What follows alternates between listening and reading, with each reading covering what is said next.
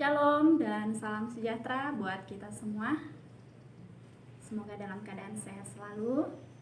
Dan pada pemaparan kali ini saya akan menjelaskan tentang tanggung jawab terhadap keluarga, di mana bahan Alkitab boleh dilihat sendiri di dalam Lukas 2 ayat 41 sampai 52, Keluaran 20 ayat 12 dan Kejadian 4 ayat 1 sampai 16.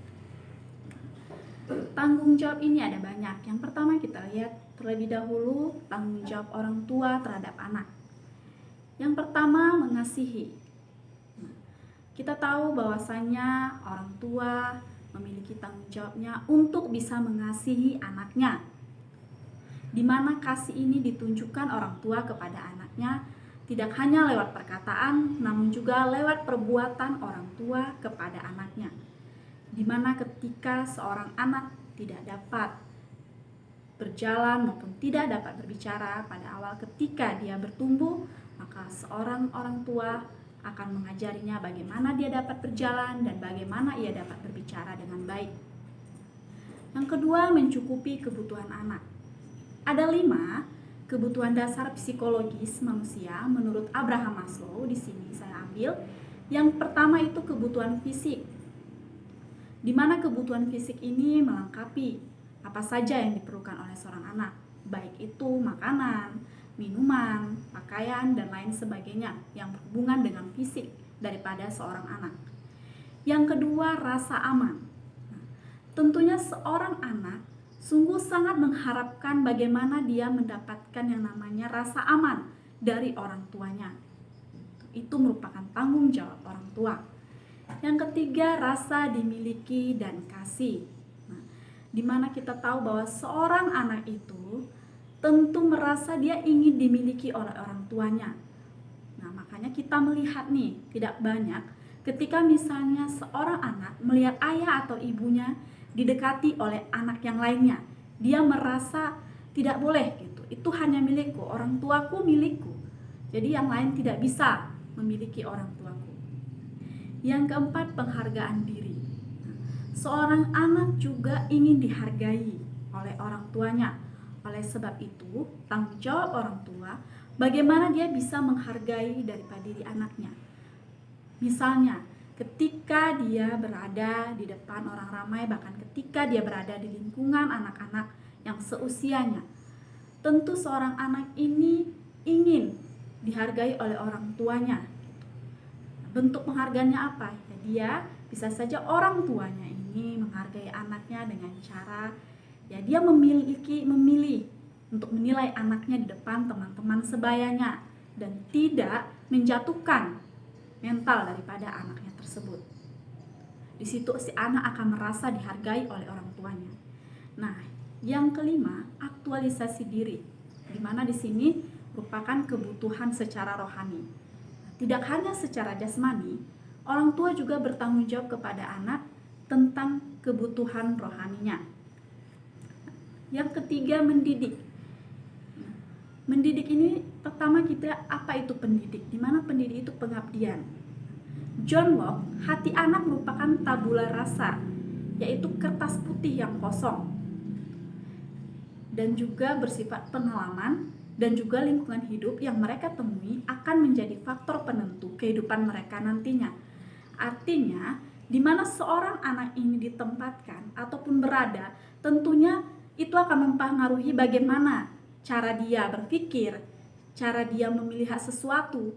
Itu dilihat dari faktor lingkungannya. Itu yang akan menentukan bagaimana juga tumbuh kembang daripada seorang anak. Oleh sebab itu, orang tua harus bisa menempatkan bagaimana anaknya tersebut harus dibawa kemana. Ketika orang tua membawa anaknya ke lingkungan yang bagus, tentu anak tersebut akan mendapat pengetahuan yang bagus juga.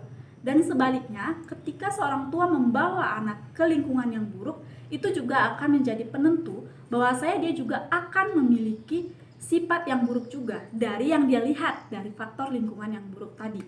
Oleh sebab itu, sebagai orang tua harus lebih jeli dan pintar bagaimana dia harus bisa membawa anaknya, kemana dia harus membawa anaknya demi tumbuh kembang anak yang tentunya akan menjadi penentu bagi dia ke depannya kelak. Dan juga orang tua wajib mengajarkan anak tentang prinsip-prinsip Alkitab sebagai pedoman untuk hidup. Nah, seorang orang tua juga harus mengajarkan kepada anak mulai dari sejak dini bagaimana dia mengajarkan tentang yang namanya agama. Oleh sebab itu, setiap pedoman-pedoman yang ada di dalam Alkitab harus tetap selalu diajarkan oleh orang tua kepada anak-anaknya. Nah, oleh sebab itu ada tertulis bahwanya setiap orang tua harus mengajarkan berulang-ulang kepada anak-anaknya tentang prinsip-prinsip maupun pedoman-pedoman dari Alkitab yang telah mereka ajarkan setiap harinya. Nah, di samping tanggung jawab orang tua terhadap anak, seorang anak juga memiliki tanggung jawab. Apa saja tanggung jawab anak terhadap orang tua? Yang pertama, sikap hormat kepada orang tua. Nah, ini merupakan salah satu tugas moral yang harus dilakukan oleh anak sepanjang hidupnya. Dan itu sudah terjadi sejak masa perjanjian lama sampai ke perjanjian baru.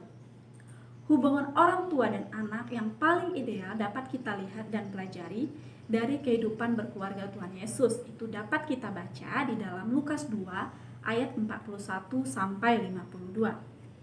Nah, di dalam Keluaran 20 ayat 12 dikatakan, hormatilah ayah dan ibumu, supaya lanjut umurmu di tanah yang diberikan Tuhan Allahmu kepadamu. Hormat itu bersikap santun dan patuh terhadap orang tua.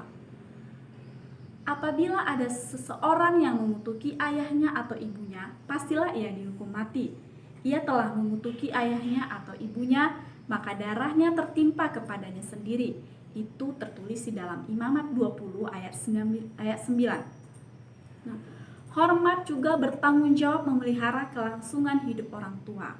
Nah, di mana seorang anak ketika dia sudah besar dan dia sudah bisa hidup mandiri, itu memiliki tanggung jawab bagaimana dia memelihara kelangsungan hidup orang tuanya. Artinya, ketika seorang orang tua membesarkan anaknya sampai besar dan bisa hidup mandiri, tugas anak selanjutnya adalah dia bisa melangsungkan kehidupan orang tuanya seperti menafkahi orang tuanya. Karena tidak selamanya orang tua bisa menafkahi diri sendiri.